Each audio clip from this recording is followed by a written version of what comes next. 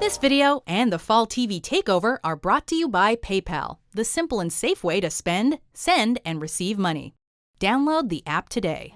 Are we the only ones that find it weird that they've done a Treehouse of Horror for the Diving Bell and the Butterfly, but none of these? Welcome to WatchMojo.com, and today we're counting down our picks for the top 10 stories The Simpsons should adapt for Treehouse of Horror. Before we begin, we publish new videos every day, so be sure to subscribe for more great content. For this list, we're taking a look at movies and shows that seem perfectly tailored for The Simpsons to parody on their annual Halloween special. It's weird and pissed off, whatever it is. Number 10, Goosebumps. I only opened one book, and now I say that was a mistake. The snowman must have knocked Slappy's book down. I still blame him. I don't like you, boy. In the 2015 film adaptation of Goosebumps, author R.L. Stine's most famous characters escape from their individual books and wreak havoc upon a small town. It's a clever premise that could also be applied to a Treehouse of Horror segment.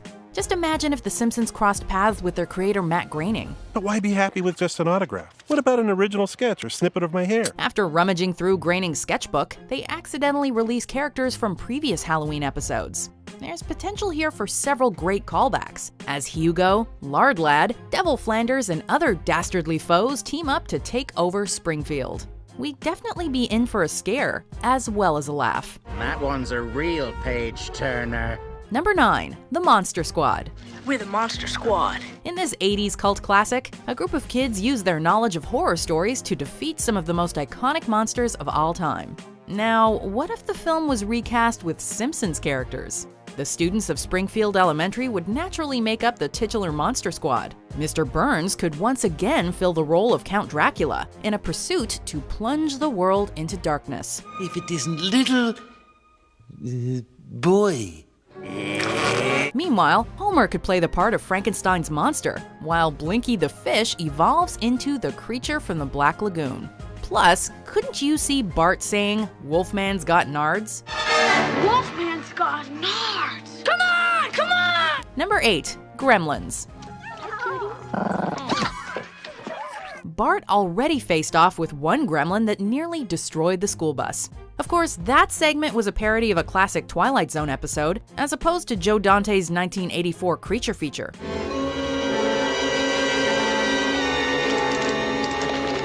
That being said, Gremlins is already kinda like a Treehouse of Horror story, mixing elements of horror and humor.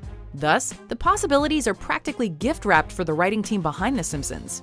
Bart gets a new pet that's every bit as lovable as a Funzo doll. After Homer accidentally spills beer on the critter, though, it begins to multiply. Then, when the little menaces eat a box of donuts after midnight, anarchy and hilarity ensue. Now I have another reason to hate Christmas.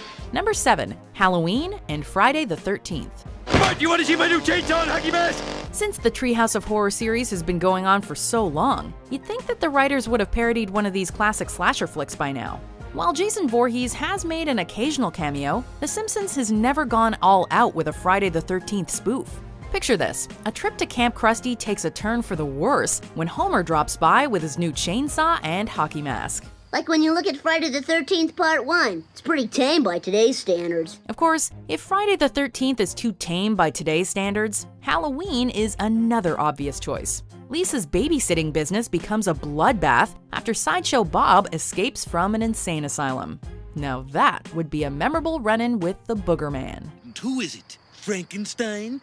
The Booger Man? It's the man in the bag, sir. Number 6, Carrie. You've got the shinin'. You mean shining. The Simpsons are no strangers to Stephen King. The Shinning remains one of the show's best Halloween segments, and the horror author even portrayed himself in an episode. What tale of horror and the macabre are you working on now? Oh, I don't feel like writing horror right now. On top of all that, you might have noticed a parallel between Under the Dome and the Simpsons movie.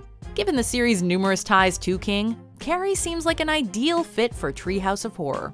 As the kids at school make her life a living hell, Lisa begins to develop telekinetic powers. She's finally pushed to her limits on prom night when some bullies douse her in a bucket of pig's blood. Spider pig's blood, perhaps? After that, Lisa leaves the fiery gymnasium covered in red and yellow.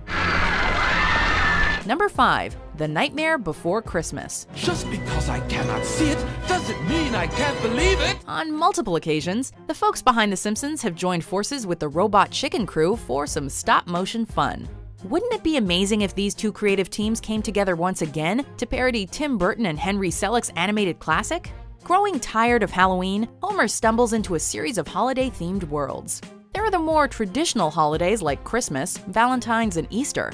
Of course, Homer could also learn about the more obscure holidays, like Love Day, Whacking Day, and Scotchtoberfest. Since composer Danny Elfman wrote the music for The Nightmare Before Christmas and The Simpsons' main title theme, a couple of songs would also be in order. This is Halloween, pumpkins scream in the dead of night. Number 4. Stranger Things. The Demogorgon! We're in deep shit. Seeing as how Stranger Things has evolved into a pop culture phenomenon, we would be amazed if The Simpsons didn't parody it somewhere down the line.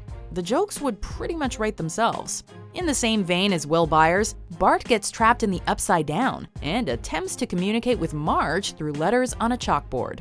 As Milhouse, Nelson, and the other boys try to figure out what happened to their friend, they meet a psychokinetic girl with limited speech, a role either Lisa or Maggie could fill. We're having waffles! Ooh, waffles. Chief Wiggum is also on the case, channeling Jim Hopper. As for the Demogorgon, this sounds like a part either Kang or Kodos was destined to play. All hail President K! Number 3. Twin Peaks. Brilliant. The Simpsons has poked fun at Twin Peaks a few times over the years, but a Treehouse of Horror spoof has never come to fruition.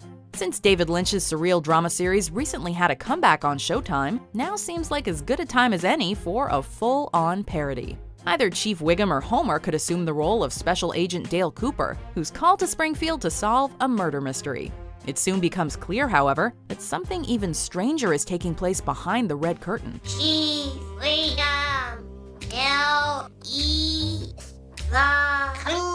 The premise would not only make leeway for killer satire, but also a lot of inventive imagery, as well as some damn fine coffee and donuts. That's damn fine coffee you got here in Twin Peaks. And damn good cherry pie. Number 2. The Alien franchise. Greetings, Earthlings. I am Kang. In every Simpsons Halloween special, you can count on seeing Kang and Kodos pop up. Since these aliens have become such an integral part of the series, casting them as xenomorphs would seem like a foregone conclusion. While we have gotten a couple of nods to the Alien franchise, Treehouse of Horror has yet to take advantage of this obvious setup. Either Marge or Lisa could fill Ellen Ripley's shoes, while little Maggie steps in for Newt. Meanwhile, Homer goes the same way as John Hurt's Kane, with an alien bursting out of his chest. Ironically, this actually sounds like more fun than Alien Covenant. Serve in heaven, or reign in hell. Before we unveil our number 1 pick, here are some honorable mentions. Look! What? The body's gone! Huh? What are you all staring at? Mr. Owen is one of us. Drifting on the spaceway by the deep producer town.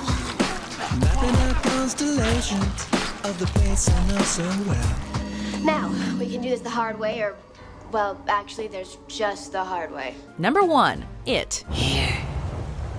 Take it. We've seen Krusty the Clown in the form of a killer doll, so we wouldn't have any trouble buying him as Pennywise the Dancing Clown. Krusty-wise, if you will. I said I'm going to kill you. You, Homer Simpson! Between Bart, Lisa, and their friends, there's no shortage of great characters to make up the Losers Club. Then you could have Jimbo and his fellow bullies stand in for the Bowers Gang. Whether it mainly draws inspiration from the original novel, the 1990 miniseries, or the 2017 film adaptation, this idea is just floating with potential. On a side note, it'd be pretty fitting if former writer John Vitti returned to pen this segment, seeing as how he's been known to use Pennywise as a pseudonym.